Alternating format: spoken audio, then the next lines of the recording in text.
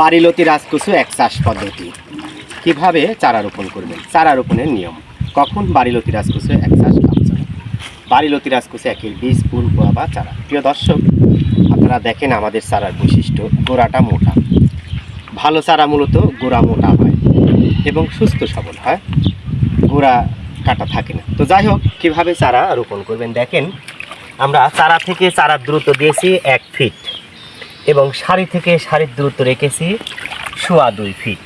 এই নিয়মে 1 শতকে চারা রোপণ করতে হয় 140টা এবং চারা থেকে চারার দূরত্ব 1 হাত এবং সারি থেকে সারির দূরত্ব 1.5 হাত। এই নিয়মে চারা রোপণ করতে হয় 1 শতকে 130টা। যারা অরিজিনাল বাড়িলতি রাজকচু একের বীজ, ফুল, পোয়া বা চারা পেতে চান আমাদের সাথে যোগাযোগ করবেন। আমাদের সব চারা কিন্তু লতি থেকে উৎপাদন করা হয়, কোনো চারার গোড়া কাটা নাই। দেখেন এই যে লতির একটা অংশ রয়ে গেছে। তো দেখেন এই নিয়মে আপনারা চারা রোপণ করবেন। এখানে মোটামুটি আমাদের প্রায় 20 শতকের উপরে জায়গা রয়েছে। আমরা সকাল থেকে চারা রোপণ করছি।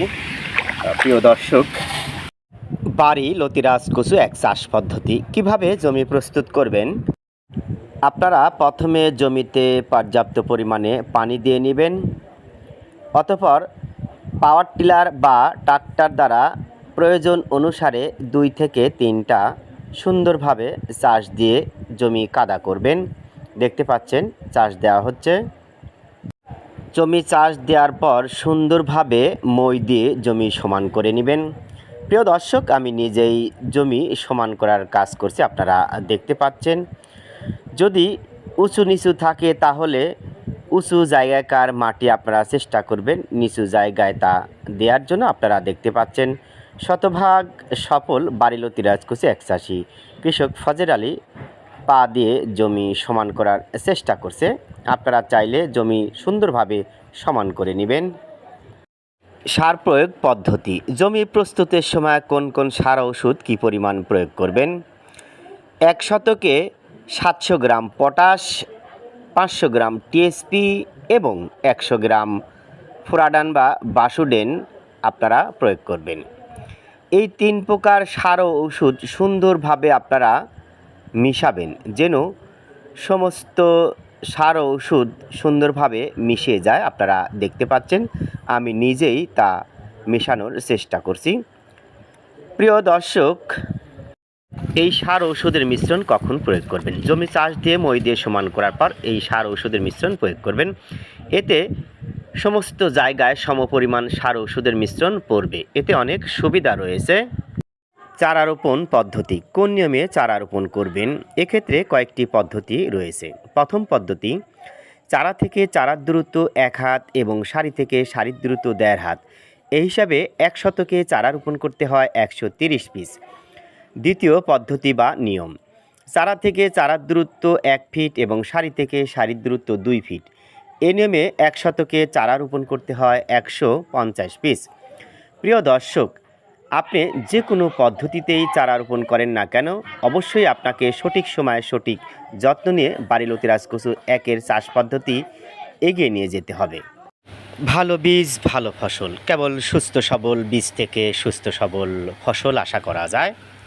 প্রিয় দর্শক, তার ওই ধারাবাহিকতা আমরা বাংলাদেশের বিভিন্ন জায়গায় সুস্থ সবল বাড়িলতি রাজকচু একের অরিজিনাল বীজ, ফুল, পোয়া বা চারা সরবরাহ করে আসছি। আপনারা এখানে চারাগুলো দেখতে পাচ্ছেন, মোটামুটি 9500 চারা রয়েছে। সেতাবগঞ্জে আমরা চারা দিব 8000, আর এক জায়গায় দিব 700, এক জায়গায় দিব 500, আর এক জায়গায় দিব 200 চারা। প্রিয় দর্শক, দেখেন চারাগুলোর কোয়ালিটি অত্যন্ত মানসম্মত বীজ।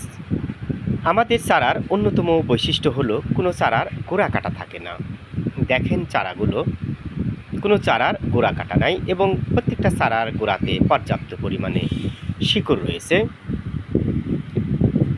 প্রিয় দর্শক, অনেকে বাড়িলতি রাজকচু এক চাষ করে না, এমন ব্যক্তি বা ইউটিউবাররাও চারা বিক্রি করে থাকে। এমন ব্যক্তি বা ইউটিউবার হতে আপনারা সাবধান হবেন। অনেকে আবার গোড়া কাটা চারা সরবরাহ করে, সাবধান। ভুলেও গোড়া কাটা চারা রোপণ করবেন না, কারণ গোড়া কাটা চারা থেকে ভবিষ্যতে গোড়া পচা রোগ দেখা দেয়। যারা অরিজিনাল বাড়ি লতিরাজ কচু একের বীজ, ফুল, পোয়া বা চারা পেতে চান আমাদের সাথে যোগাযোগ করবেন। পাশেই আমাদের বাড়ি লতিরাজ কচু একের ক্ষেত, এই জমি থেকে আমরা চারা সংগ্রহ করে আসছি।